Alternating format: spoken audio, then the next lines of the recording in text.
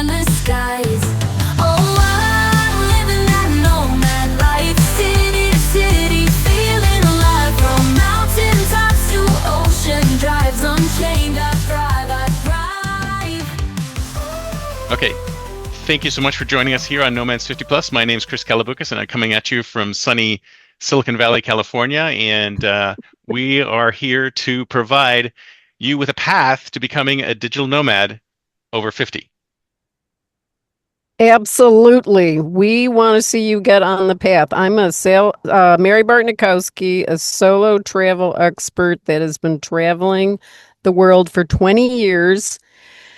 And I can help you with itineraries, choosing a country, what to do there, how long.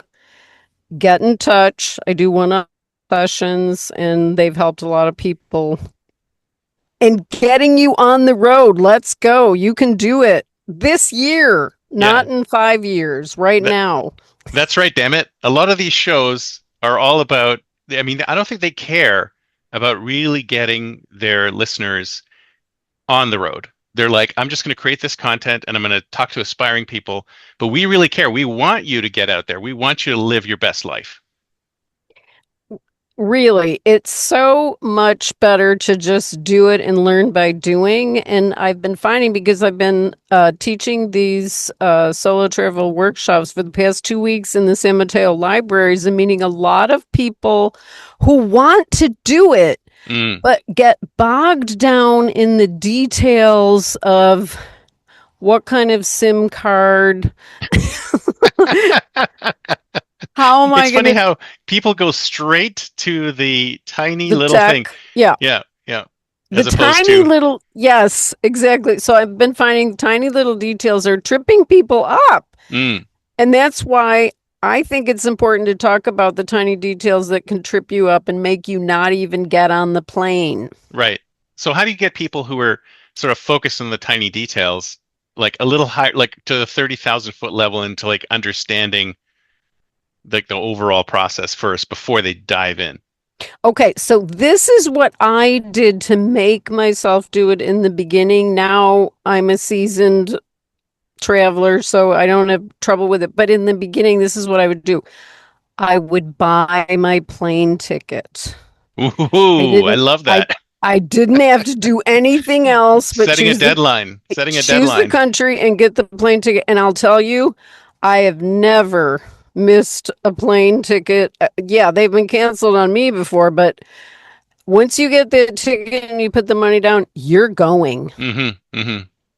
No, I love that idea. It's kind of like I don't know if I mentioned this before. It's like Amazon Kindle. When you're putting stuff online as an author, you can actually set a future publication date.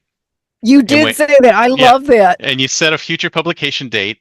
And if you don't meet the publication date to upload your stuff, Amazon will actually ban you from the platform for a year. That's amazing. Like serious stuff going on if you don't make that. So I think setting that deadline by making that big purchase, or making that sort of like, I think a lot of people need that. It's kind of like the same thing in any kind of project management role, like when you're trying to get people to do things. Yeah. It's like, I don't know if you read this book by Dan Pink. I think it's called Time. And one of the things he talks about is that people will always do this. So if you give people a month to do something, they won't do anything for 2 weeks. Yes. For at least half the time. That's right. They will basically just fart around and do nothing. And then they'll eventually start going towards like doing something eventually. So you always you have to contract your deadline. So the more you contract it, the more you know. So if you say, oh, you got to get this done in a month, they'll take 2 weeks. If you say it's going to be done in 2 weeks, they'll take a week. So make that deadline serious and work towards it. The first step could be the hardest, but taking that step is really important, because the rest of the steps appear when you take that first one. Now, it's a big, bold step to buy the flight. I know. However, when you commit the date and the money to that flight, you're going to be at the airport, and the rest of it you're going to figure out. Yeah. You can't go wrong, really. So it's probably a good idea to do something that's kind of painful if you have to cancel it anyway, right? So, I mean, something like a hotel booking, you can always, they always give you, oh, up to 48 hours prior to travel, they give you the opportunity to cancel it. So Mm-hmm. there's an easy out there. So you almost don't want to do that. You want to do something where there's a little bit of pain or a lot of pain if you do back out at the There's last gonna minute. there's gonna be pain if you don't make that flight, and I've made every single one in 20 years. Yeah, So I did it, and I've been to these airports, and yeah, you don't want to change anything. yeah. I think you're right. What happens is that unless you have sort of like a solid goal in front of you, it's easy to be amorphous about it. It's like, oh, I want to be a digital nomad. I want to travel to Spain, or I want to go to Portugal, or I want to go to Thailand. But if you don't actually say, this is exactly when I want to go, this is exactly what I want to do, and even if it's a short, immediate initial trip, unless you have that sort of line in the sand, then it's just going to keep getting pushed and pushed and pushed, and it'll just always end up in dreamland. Yeah, and and so I saw a little bit of that in the past 2 weeks, and I feel like this isn't going to happen for a lot of people based on their mindset. And it's not even money. Not Yeah, one person, I know we live in a very wealthy area. Not yeah, one person mentioned the money situation. It was interesting. more the little details like, is it? I mean, I was trying to explain to people in the last one I did that you can take a direct flight to Paris from San Francisco, where we're based Hmm. at the San Francisco airport, and they wanted to give me some pushback on the difference between direct and nonstop, which I was saying was both. Like, you don't have to get off the plane, and I was like, Wait a minute. that's Getting going to off the be plane was a problem for some people? well. What the Wow. semantics of nonstop and direct meant, and I was, I've only been traveling for 20 years, so I know what those words mean. Wow. And so I just thought it was funny. Later on, I was thinking about it, laughing to myself, because that's something that would make somebody go, "Oh, I'm not going." And so I was trying to share with them that it makes it so much easier when you can just get on a flight, arrive in Europe, be there, Yeah. don't have to get on another flight, enjoy Paris for a couple of days. Like, this took years for me to figure out, and I think it's valuable information. I know it's valuable information Yeah. because you can recover from the 11-hour flight, enjoy yourself, eat some good food, have some wine, and then decide to go wherever else you want, because Europe is so much more connected with train, bus, and flights that are cheap than we have in the United States. Yeah. So what is it? What tripping people up is like that initial. So telling you seriously, people didn't know the difference between nonstop and No, they direct. were trying to explain to me that there was a big difference, and that they were upset with me because they were telling me I didn't understand the difference. Uh, And I just thought it was funny because, like, I know what I'm talking about. I'm the one leading the program here. And I just thought, it's little things like that. And I that's understandable. Like, if you can't get over to Europe in one flight where you don't have to change, that could be a reason enough not to go. It was just that it's like everything in life. If you try to come up with some excuse about how hard it's going to be, you're not going to do it. And so, that's just one example, but there's so many others that it's like. And then there was a big discussion on the internet and SIM cards and stuff like that. I had to actually end that so we could continue with the program. This was only one workshop.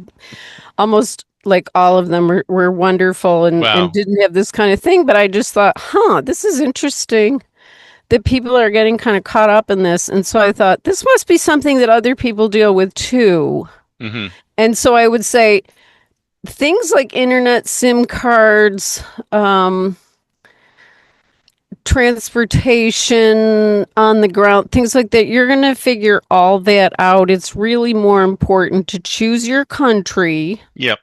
see if your budget fits. Sure, do some research. Just don't get locked into research land and never go. Yeah. Because a lot of people do that too. They get locked into research land and then they don't go anywhere. So you need to make that commitment. But that's just so interesting to me that people have issues between nonstop and direct, Yeah, or me direct too. and layovers. And I'm like, that's never stopped me from going anywhere. Well, But it was it funny kind of because reminds me of my dad. It's like my dad was really into the weather. So he's from Greece. oh, He was okay. from Greece, and we were living in Canada. And of course, in Canada, you have weather. So Yeah, he would be like stuck on the Weather Channel 24/7, going, "Oh, maybe you shouldn't go out. It's raining." And I'm it's like, raining I live in Canada. It rains like a lot. all the I should time. just power through it, right? If you got to be in that place at that Yeah, time. I yeah. mean, I was in Indianapolis this week, and there was a tornado warning. So I was standing at my hotel room, looking out. I probably shouldn't have been looking out the window at, the dark sky darkening, wind, rain, everything is going on. And I'm like, holy crap, that looks terrible. And I look down, and there's hundreds of thousands of cars just driving around. People are walking Yeah, around, and it's yeah, like, just plow through it. Plow, yeah, yeah. if you really, I really grew want up to in do it. snow, Yeah. so If you really want okay, to it's do it, you have to snowing. you have to plow through these little tiny things. Don't let them catch you up.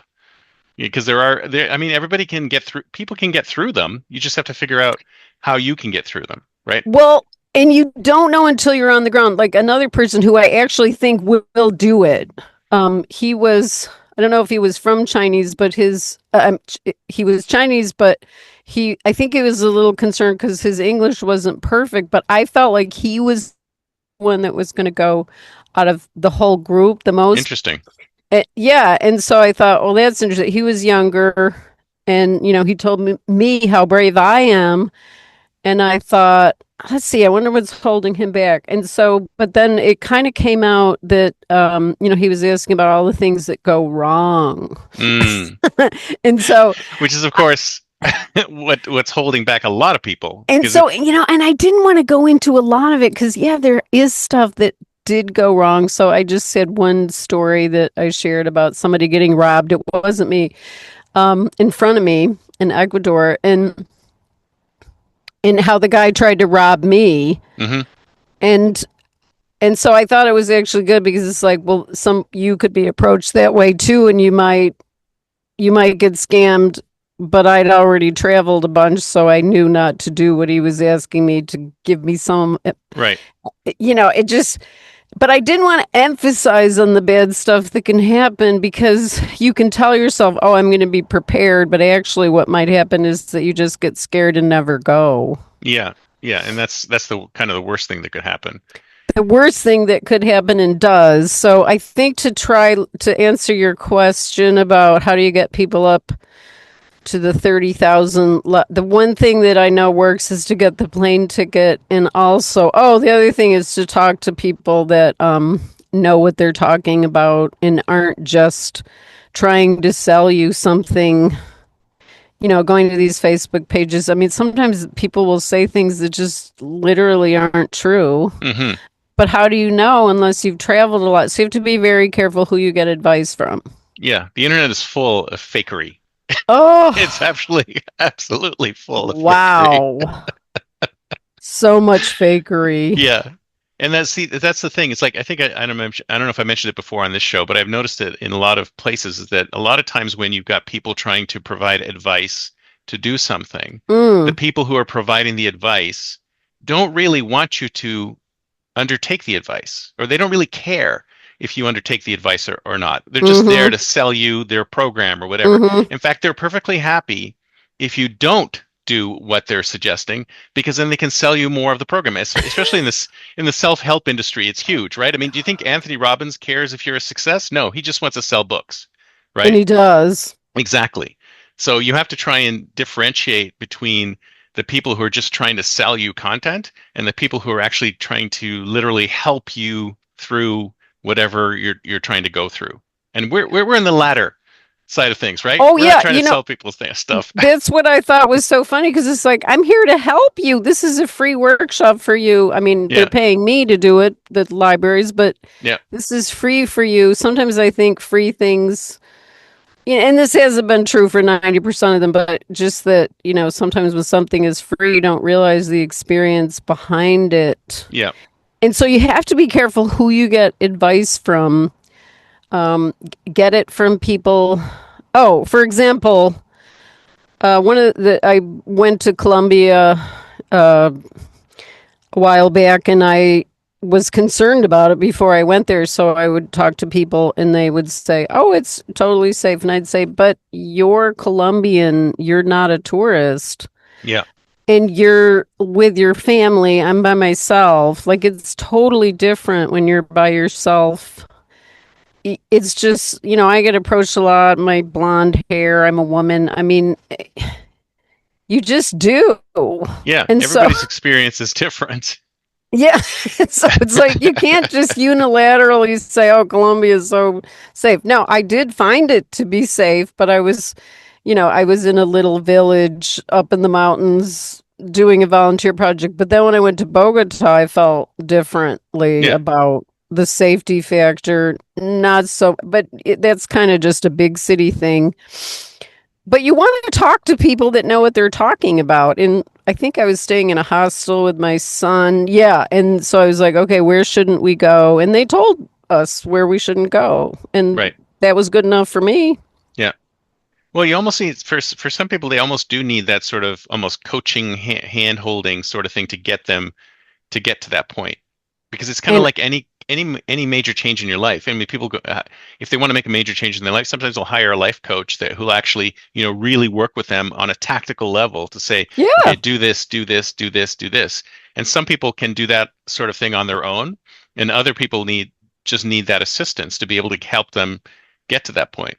And that's why I do the one-on-one consultations, and you should call me before July 1st because it's discounted until then, and I'll still give you the break if it's after July 1st. But honestly, a lot of people do need hand-holding, and I've been surprised that it was the little things holding people back Mm, as a reason to not. I mean, I could see it evolving in their heads that it's like, oh, this is going to be a problem when it's not really a big problem yeah, what they're talking about. yeah, So now that I think of it, it's like you can learn 10 to 20, 30 words of a language just by being on the ground, being hmm immersed in it. So that doesn't have to be a big factor in not going either. yeah. Well, I mean, the whole what kinds of so you got the SIM cards is one thing. Like, what other kinds of little tiny things you think people get caught up on? Okay, what was I hearing? I was okay, the bad stuff, imagining bad scenarios that could happen, robbery. Oh, so Right. someone said, I heard about thieves being in your like, well, look at our country over This here. it's everywhere. It's It's yeah, and then in everywhere. fact, and so what I said was I feel a lot safer in Europe walking around by myself than I do in the United States. And that's just a fact because you're not going to get shot there. It's so unlikely. I mean, look at all the things we have happening in this country. That just doesn't seem to happen there. Like pickpocketing, okay, maybe it happens. And so I gave some tips on how to, take the metro and be very Yeah, and careful you've got to about your have, luggage. the right kind of like Crossbody crossbody bag. bags that are, like I have those one of those pack safe ones that's got Yeah, like a metal running through it so it can't be cut and it's got a lock on nice. it and stuff like that. So yeah, I mean you have to take precautions, but it's the same like anything else. Like if somebody approaches you and tries to give you a bracelet or something Oh, like that, it's like, come on, it's get out happening of here. so What are you talking often. about? Just like go, like get out of my No, way. no, I won't marry you. And so Well, you get it, that. It's like, dude, like, hey. Or the other day, somebody said, "Hey, you look like a CEO." I said, "Oh, thank you," and then I walked away. It's like I'm not going to and then talk to you you. walked away. Yeah, you don't have to talk to everybody. Well, So you don't have to talk to anybody you don't if have you to don't talk want to to, anybody. right? Of course, unless That's it's the right. police, that's a different story. But most of the time, if somebody just walks up to you unannounced, you could just continue walking or not say anything or just walk away. You don't need to encounter. You don't need to, open yourself up to encounters that you don't need to, right? Right. And so I think the main things that I was hearing were fearful things about having their stuff stolen. Um, So you take precautions to make sure that your stuff doesn't get stolen. Yes. So Yeah. you take precaution. So we talked about that because Hmm. safety was a big factor. Safety is a big factor to me. And I told them that here's something that you should do. Like in the past 20 years of me traveling, people, well, they don't do it so much anymore because I'm not at all interested in where they think I should go. But people that don't travel will say, oh, you should go to this place. And it's like, they haven't been there. They're not an expert. I'm not listening. Um, I'm not called to go everywhere. Like I go, this is fun for me because I get to decide where I want to go and do what I want to do, and it's so much fun. And Yeah, that's that's part of the why whole point, isn't it? To it's personally just the decide where to go. yeah. And so I'm not gonna go somewhere that you think I should. 9 times out of 10, I've already been there. Yeah. Like I've spent so much time in India, and people from India will write me online and go, "Oh, you should go to India." I'm like, I had a 5-year visa. I've explored India all through the Himalayas. Like, of course, I haven't done it all, but I've been there 6 or 7 times, so I think I'm good. But um, it's like, don't take advice from people telling you where to go specifically unless they've been there and they know about it. So, like, I can't, when I do these consultations, I don't recommend countries I haven't been to and lived in as a solo woman Right. and experience the whole gamut of everything: housing, transportation, food, getting there, because if I don't have the experience, how can I help you? So, I think what a lot of people are doing are telling people things that they have no experience with. Like, just about 6 months ago, I just happened to land on this blog, and this woman who's a very well known, I won't say who it is, a blogger was saying, don't go to the Amalfi Coast in winter. It's the best time to go. Yeah. She's So, probably never been there in and winter, so or but I thought but she's probably never been there.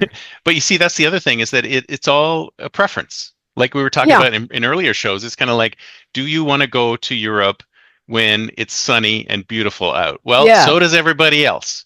So yeah, you're gonna get, that. But yeah. if you want to go to Europe and experience it on what it really is like, then you go out of season. So everyone has their own experiences. So that blogger could say, no, don't go to the Amalfi Coast then, but that's just the way she prefers it. She or he, I'm not sure, but it's like the preference. It's all down to the preference of the individual, and they turn around and then give that advice to other people. It's kind of like, no, not all of it applies, Yeah, and right? so I felt like she was doing a disservice to her millions of followers, because it's like, but that's not true. What you're saying, that everything's closed, everything isn't closed. It's so great. There's no Yeah, crowds. It's still beautiful. You can hit it on sunny days. I've done it twice, and yeah, wow, I wouldn't even go in the summer. yeah. Well, you know what it's like in the summer. I've never been It's there because insane. I can't do the crowds. I just Well, I've cannot. been there in the summer. It is insane. It's just nuts. It's a completely Yeah, different experience. yeah. And some And the people will like that. prices. Some people like that, and some people don't like it. Yeah, be prepared Be for, the high prepared. prices. And if you're a digital nomad, you're always looking at budgeting, right? You want to make sure Yeah. that you've got enough to cover your stay. So are you going to go someplace where you have to stay, you can stay in Positano for 2 days? Or are you going to go someplace where you can stay in Positano for like a week, right? Very good point. Yeah. So it's all about that, right? Because, being on the Amalfi Coast, I gotta say, it's pretty up and down. If you want to be dragging your luggage up and down on cobblestones, Yes, be my I remember guest. that. It's like, by Oh the my way, God. it's like, what are there more uphills or downhills on the Amalfi Coast? I think there's more uphills. You know what? I got stuck way up. I was in Ravello and I walked all the way back Oh my to God. Amalfi. Somehow I just got on the path and it was so steep. Oh Oh, no. and then it started getting a little too cold. Oh no. Anyway, Well, I'm I glad I hope you did were it. wearing good shoes. You weren't I wearing was. flip-flops, right? Oh no, no. In fact, let's make that point right now. You Yeah. better wear good shoes. I don't know. Okay, this is the myth. A lot of people think like, oh, I'm going to Paris and Rome. I got to dress fancy. Do you know that people that live there don't? They do not. They do not. They Or if wear they nice do, they dress shoes. fancy, for outings and things like Yeah, that. But if you're just like traipsing all over the city, they're all wearing, very sensible sneakers, right? shoes. Some of them are very chunky, which is of course very fashionable. Yeah, But, you gotta. I mean, when we just come back from Greece, and there's this island off the coast of the Peloponnese called Monovasia. It's like an old fort, and it's Mm. the only way to get into it is through like a gate. So there's no cars inside there. Oh, There's only great. people and donkeys and horses, Oh, and it's nice. the only way in. But it's, of course, Yeah. it's like all cobblestone streets, and it's like all up and down. There's nothing flat.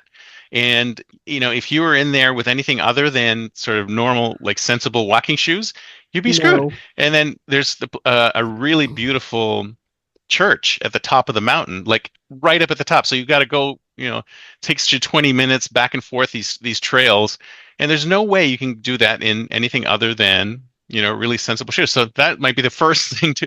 There you go. There's maybe if you invest in a really good pair of walking shoes, maybe that's I something. did. Yeah, Yeah. yeah, Hoka. absolutely. Oh yeah, I have I have ons. I use the on.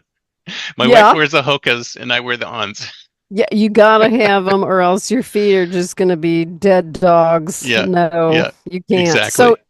it's funny because it's like you're gonna end up doing like 15,000, 20,000 steps and you'll Easy. be fine, Oh yeah. but we're too lazy to do that here, aren't we? But like, think of it, 15,000 steps here is so less scenic than 15,000 steps in Florence or something like that, right? It's like I'll Oh, gladly walk 15,000 steps in Florence because there's hmm. just so much to do and see. But here, I walk 15,000 steps, I go to Target, right? It's like suburban and then Target. It's like, wow, nothing to see here. Well, I like to be on the coast, so it's pretty, and I'm here right now, and Right. I just, it makes you walk more because you're right. Yeah. If you have stuff to look at, you don't even care. I mean, the last time I was in Paris, I walked 9 miles. I looked at Yeah. my steps and yeah, I was tired, but it's so great to walk everywhere. Oh yeah. No, I really wish we had more cities like that. I mean, I guess some of San Francisco's like that, and New York is like that too. But I kind of wish we were more. The problem with the states is that we're so big. It's easy to Yeah, spread things out, and because of the car, they've spread out even further. So it makes it even right. more difficult to people to get that walking in. But well, what is Yeah. it? What is it? What else? What other things came up in your little Um, things? hmm, trying to think of, oh, people were, oh, okay, this was another thing. People were concerned about medical. Right. If something Again, what if happened, something goes wrong? Right? Everyone's on the everyone's. again, Why is everyone such a pessimist? Come I on. know. It's just, it's not. Oh, and then, I mean, I'm sharing some details that a woman came up to me and said, I have something to tell you. You should really make sure you can get flown back to the United States from Europe if something horrible happens. And I'm like, I don't really have to do that because A, I don't think about something horrible happening, and B, I know I told you this before, but I did find out that if there's a big emergency in Europe, they're going to do it and they're not going to charge you. Mm, yeah. This is what I discovered in my research. So I didn't feel like, why would I be flown back here? It's probably better medical over there.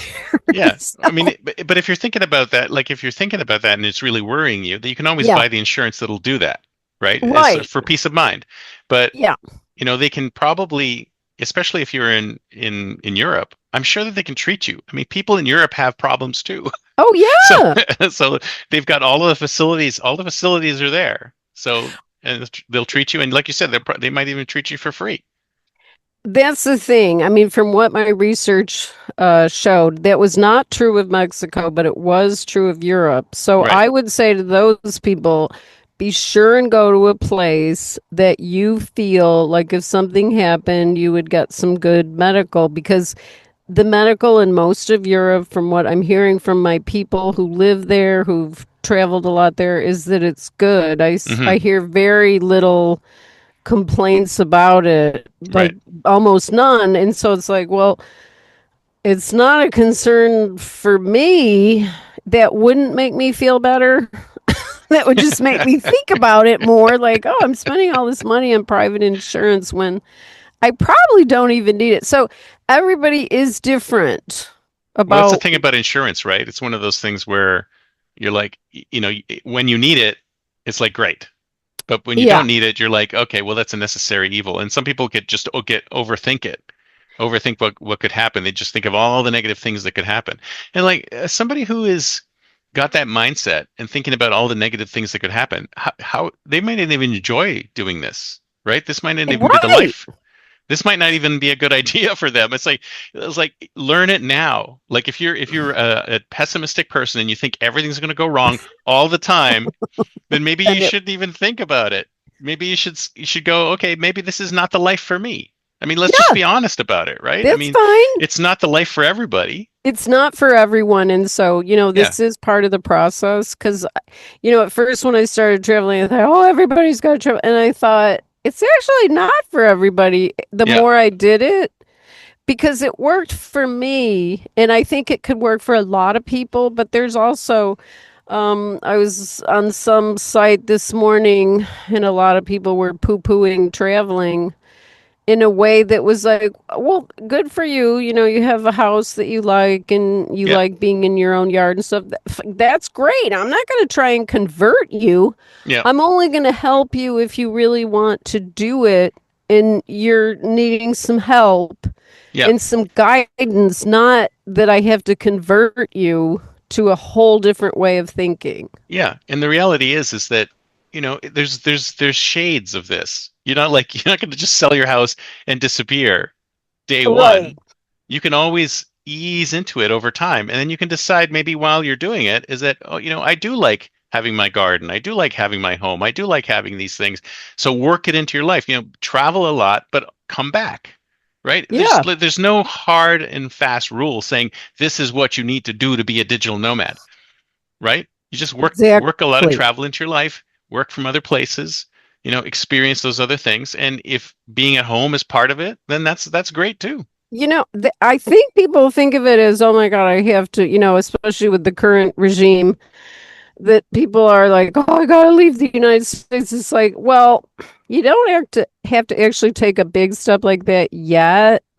It's probably better to do a month or 3 months and see if you like it because a lot of people that do it, and are realistically, they do like it, but they're talking about some of the cons. That would be enough to Right. keep people from doing it, which is fine. Not everybody has to do it. That's okay. Yeah. Yeah. Or they can do some of it. They don't have Well, to they do can all do of it. some of it. Yeah. But I mean, they don't have to think of it like, oh, I gotta leave the country and get another visa. Like that's a whole nother thing than just Oh travel. yeah. Like It everybody goes it always gets a says lot to me, more oh, complicated after that point. yeah, I mean, people are always saying, "Oh, you should get your citizenship." It's like I've talked to so many lawyers about citizenship in Italy, and it's a real big process. It's expensive. It's even like doubtful you'll get it, Yeah. even with all of your papers, and then you spent 6 or 7 grand. It's like, what I'm doing is fun. I like going there for 3 months. I've been traveling in other countries too, but Italy's my favorite. And so you can adapt without doing this big major move of moving over there and not even knowing if Yeah. that's the right country for you. Yeah, exactly. And not only that, I mean, there's no reason why you can't keep a base here while you're traveling, right? Because you could Right. travel like 3 months in Italy, 2 months here, a month in Canada or whatever. You can jump all over the place and spend the majority of your time outside of the country, but still have the citizenship to fall back on. So you don't have to go through all the rigmarole of doing unless of course you're, politically motivated and you say, let me out of here. But that's a completely different thing. That's not what Yes. we're talking about here. So It's a so completely different thing. yeah, so there's some people who are, they're motivated from that perspective to get out, but that's not being a digital nomad. Like we're not talking about that.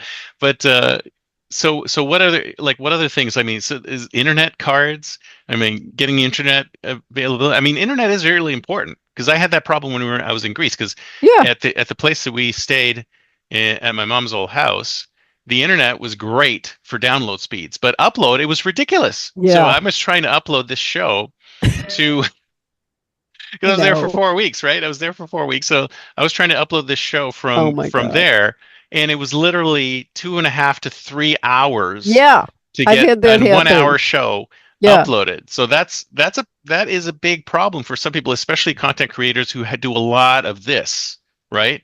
And they depend on this for their income. And Okay. so I I can have an see how answer. that would be a big issue for some people. Go ahead.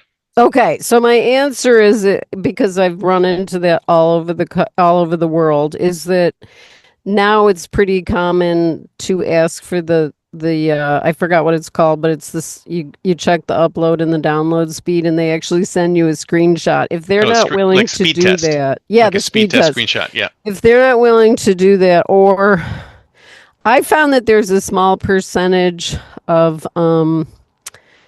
places I've stayed that are really excellent. Like, remember we were doing the podcast and I was staying in Syracuse. Well, I had the like strong router right next to me and it was only me on it. And Yeah, that was that fantastic. doesn't happen Yeah. everywhere. So you have to ask, like, even in Hawaii, when I was having like stable income in a long-term location, the Wi-Fi was so bad. You have to ask, like, am I sharing it with several other people? Right. Is it, the speed thing, send that in a screenshot? Like, they shouldn't be, if they're investing that kind of money and making sure that you get it, which is one of the reasons I really like that apartment because I Mm. could do everything I wanted to internet wise. It didn't have as much light as I liked, but it's like, well, the other place that I love more in a different location because there's more light, the internet isn't as good, and I had to go somewhere else to do the Zoom sessions, and it's like, Yeah. oh, Yeah. it's such a pain to do that. So it's like you just have to decide, make sure you know, because I have been told information that was not true when I was Hmm. renting something, and now I'm just very not adamant, but I have to know whether I can work or not because Yeah. if I can, I'm not going to be able to stay there. And sometimes you have to pay more, but Yeah. not always. Yeah. And for us especially, it's an upload thing, right? Because Yeah. it's like which is kind of a niche thing because Yeah. most places are like, oh, we have great speeds. And I'm like, yes, probably for watching Netflix, Yeah. but I need to upload stuff. And they're like, what are you talking about? Right? And that's why you need to give them a The speed test and worst stuff like place that. was Nepal. Yeah, I can Yeah, Nepal imagine. was the worst. Yeah, like it took 3 hours to upload a 3 minute video. And I did it. And then at the end, something would go wrong and there'd be an error message. I'd be like, Yeah, oh yeah, my God. exactly. Oh, okay. So yeah, I mean, but that's part of this whole discovery process. I mean, you do have to ask about that and Mm. make sure they're really, how do you know until you get there, of course. But it's when I first started going to Sicily, the internet was so bad Oh everywhere. yeah.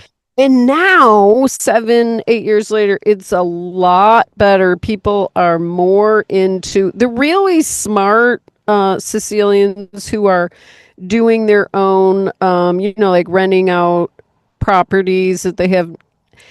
They're getting it for Oh yeah. people Yeah. because they want to make the money, and they're just really smart about it. Like I know these people, they do their own cleaning. They own the whole building, and they do their own cleaning. Like who does that? Right. But they make sure stuff is good. They want people to have a good experience. I don't find that everywhere, but when you find an experience like that, you want to go back Yeah. and Exactly you right. trust those people. Yeah. Yeah. Exactly. So you suggest you can ask them to run a speed test from wherever they are, and then you can decide from that perspective. Or I Yeah, mean, because you can move things around. You can like if you're recording shows, like it's hard yeah. to do I guess live stream. I've never done a live stream from a place like that. Have you had issues with live streams from places like that? Or Wait a minute. Did I do Yeah, I've had issues with live streams, definitely. And it's the image starts going shaky and then I gotta get off because I do right. live streams and so that's what I was doing. I was on Substack and I was interviewing people in other countries on my live streams. So I had to go to the library Yeah. and sit on a bench outside the library when it was closed for lunch. Yeah. But sometimes you have to do that. You have to search around for the best streaming. Even you may not get it where you are, but there's other places in the area that might have it. I mean, if you go to Japan, there's like internet cafes and things like that. So there's probably places where you can get better. So you do need to do some research on that, especially if you're heavy into live streaming and any other kinds of uploading content. And I like to do it so much, so it's important to me, and it's always disappointing if I can't be connected as well as I'd like to, because you've got this other person on that you're interviewing from another country, or you're just doing a. I've been doing more on Substack live streams. I just did one yesterday, and I just found a new spot here in Half Moon Bay because everything was closed for Juneteenth. I didn't know I didn't know that either. Well, I know it's Juneteenth, but it's like a major holiday now. I woke up and everybody was here. I'm like, what is this, Christmas? My gosh, it's like everybody was over here. It was like a Sunday during the holidays. I mean, Nice. wow. Nice. Well, that's But great. That's I great. still was able, to get online and do a live stream, and so that was cool. But yeah, you do have to work a little harder to. And like in Mexico City, and I found this in Mexico City particularly, you could be in a really good location and then across the street would be awful. Yeah, exactly. Exactly. Oh, and I'll give you one tip. I mean, I do not work for these guys. There is no financial backing here, but What? I use T-Mobile Yeah, you said for that. my And provider. And the okay. reason why is that we knew we were going to do a lot of traveling. So we looked at all of the different carriers, and T-Mobile actually has a plan, or I don't know if it's part of their regular plan or if it's a plan that is completely usable internationally. So That's amazing. wherever you are, it just taps your regular data plan. So it's like you pay the one Okay. price, and it's not that expensive. I think it's like $55 a month, and you get international phone calls, you get international data from anywhere. So you could be anywhere in the world that they cover, and they obviously have partnerships with all sorts of different countries. I think in Greece it's the Vodafone or something else that you're there and you're on their network, and it uses the same plan. You don't have to pay extra Wow. for data. It just takes it out of your regular plan. And Okay. so that's one of the reasons we switched to it, because I thought, oh, this is great. And everybody I know who's like traveling, they're like, oh, where did you go? Did you do a different SIM card, a SIM card this, SIM card that? And I'm like, no, it just uses my regular That's SIM card. amazing. So I Because would highly recommend it, even if it just takes the ease out of it. Because I remember before they rolled this thing out, and then I went to Greece and doing the SIM card yeah, thing and putting SIM cards in and eSIMs and going to the local eSIMs store to aren't get that stuff done. easy. It's such a hassle. Yeah. It's Oh huge yeah. hassle, Oh, big hassle. but not enough to be hung up over and say, I'm not going to Greece. Well, Because see, that's the thing I found that people just that it's almost like it was easier for people in this last one to talk about the bad stuff rather than focus on the good stuff. And I thought, but then, okay, then this is the other part of it is like usually that kind of attitude will not get you to travel. And maybe it's not the right thing right. Well, and to when do. small thing, I think what happens is people use those as excuses Yeah, to not do it. And if you've taken a exactly. small thing and blown it way out of proportion, then that tells me that that's the kind of thing that you do to try and get yourself out of stuff. So Yeah. unless you get over that somehow, then maybe this is not the right thing, or maybe you need to be in a different mindset before you do that. Well, you definitely need to be in a different mindset. I mean, after that workshop, it spurred a whole thing.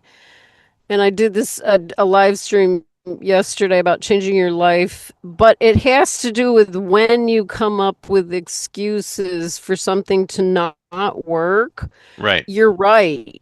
You're always right if you come up with excuses for something to not work.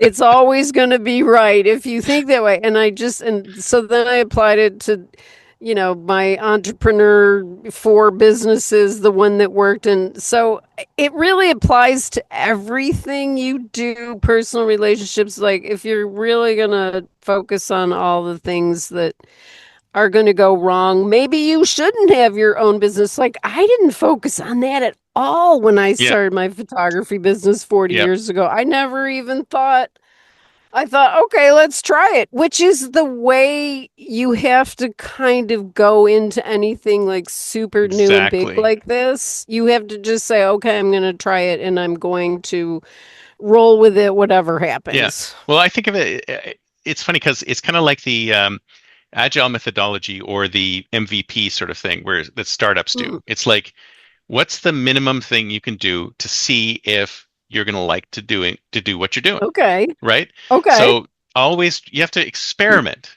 Try it out and see if you like it. And then if you do like it, continue doing it. If you don't like it, pivot and do something else and keep pivoting until you get to the thing that you like. So yeah, I mean, in the MVP world, it's kind of like, what's the minimum product I can put out there to see what kind of response I get?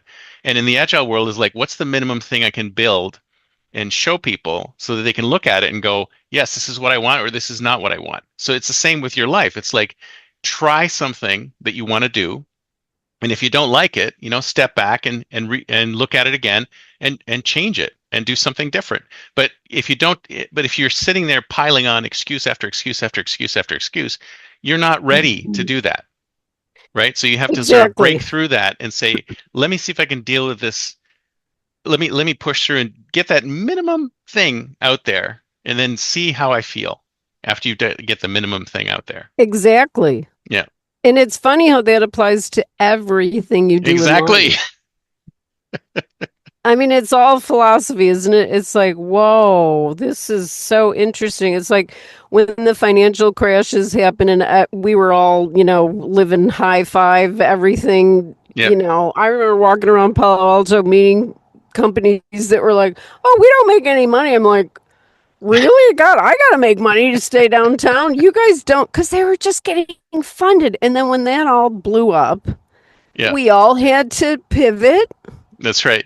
and do something different. Yeah, It was the gravy train wasn't going to last forever of those yeah, 1990s. And so we all had to do something different. Every one of us was affected. People moved to Oregon overnight. yeah, It was crazy. And so yeah. it's like, it's But good to go through that kind of stuff, but you're never gonna like you're to never have gonna your know. life ruined and go And then, forward. but it depends on what happens. Like after your life is ruined, do you say to yourself, okay, you know what? I'm gonna give it another shot, or are you Yeah. gonna just sit there and dwell in your ruination, right? I mean, No.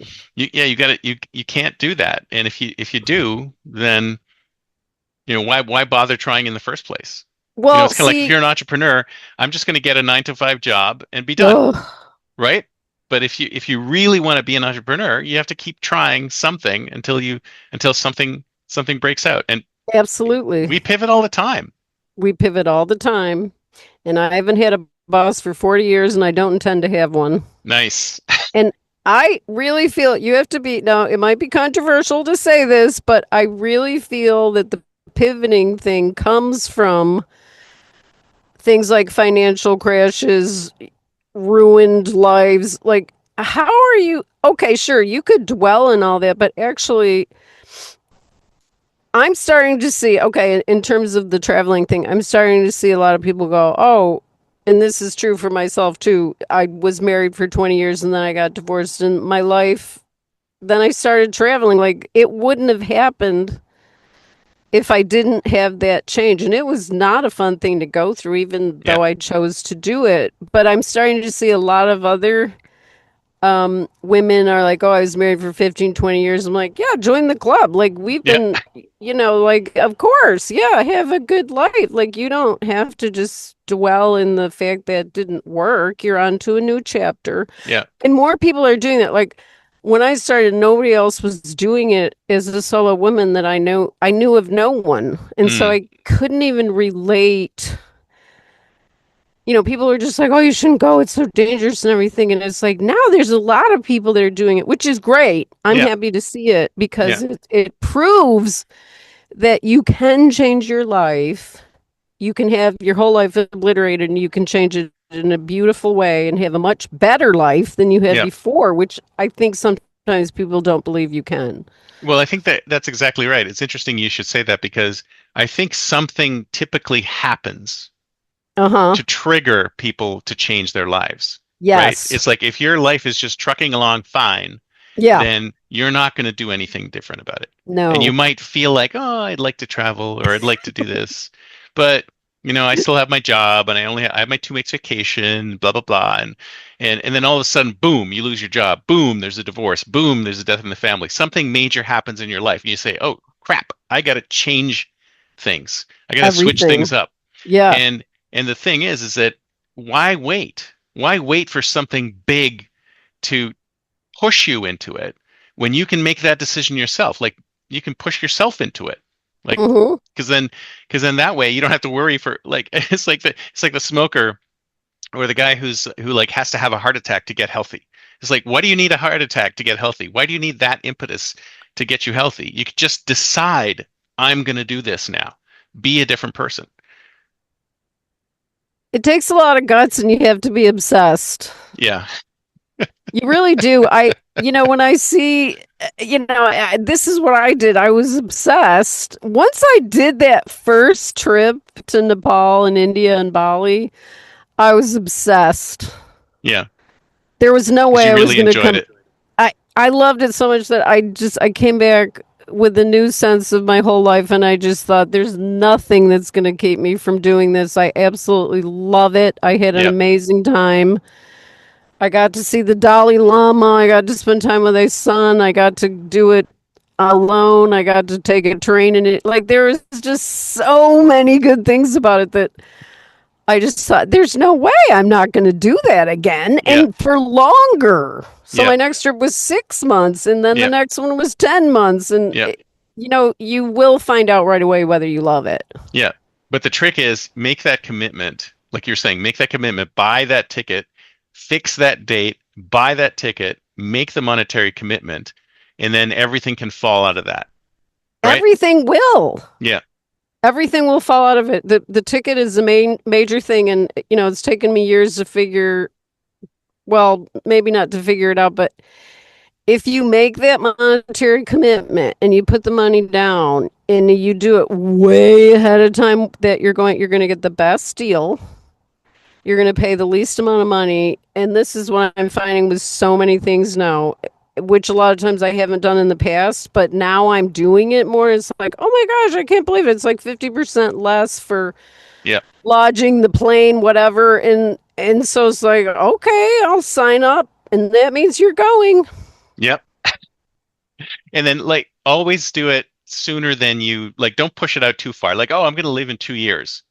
It's like don't No, push it out too far because by that time it's like and actually they probably won't even let you book that far out. They probably only let you book like a year out or eight months out or something like that. But like make it half of what you thought. Like if you said, oh, I'm gonna leave in a year, like make it 6 months, right? definitely.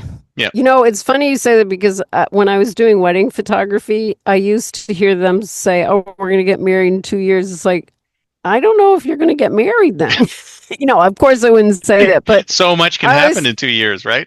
I really, in 2 years, like maybe a year, but even that's a long time. Like, I mean, I would photograph these big extravagant weddings. However, I always felt like, there's a real possibility this isn't going to work. And so, just based on waiting too long, like whenever I hear people say, oh, I'll go in a year, Yeah. I'll go when I break up with my boyfriend, I'll go when I have enough money.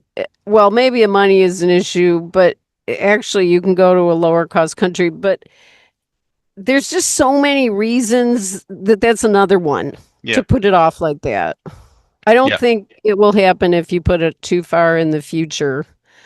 Yeah. And then another thing I'm hearing is I can't rent a car. Okay, then go to Europe. I never rent a car. That's the reason. That's Then the somebody American was mentality. It's the American mentality that you have to have a car. You do not need a car in Don't. most places in Europe. I, I did it once and I did not have a great time in Well, Europe. I did I it in enjoy Spain. driving in I know Europe. I you think it's like fun. it. I know you like it. You must be a much better driver than me.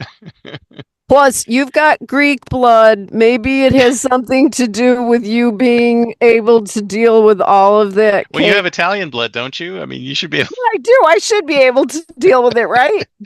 I think I've stayed in so many monasteries that I've calmed down to the point where I can't. But then, some of these enlightened masters, they can drive like maniacs I too. bet. I bet. I just don't even. Well, I get too. It ruins my peacefulness, and Right. so I'd rather not. It's not. And then like the whole thing about the insurance and whether they're going to say you got a dent in it, all this, it's just so stressful. I don't. Yeah. Yeah. And the Yeah. You don't want driving. to deal with that. I But just yeah, don't. if I. Okay, so there's that. But Mm, what was the other thing? Oh, anxiety. mm, I heard that one. This was a long time ago. Um, and that this person couldn't see very well. That's mm. kind of valid, although it's really if you went to Europe, you'd be okay. Yeah.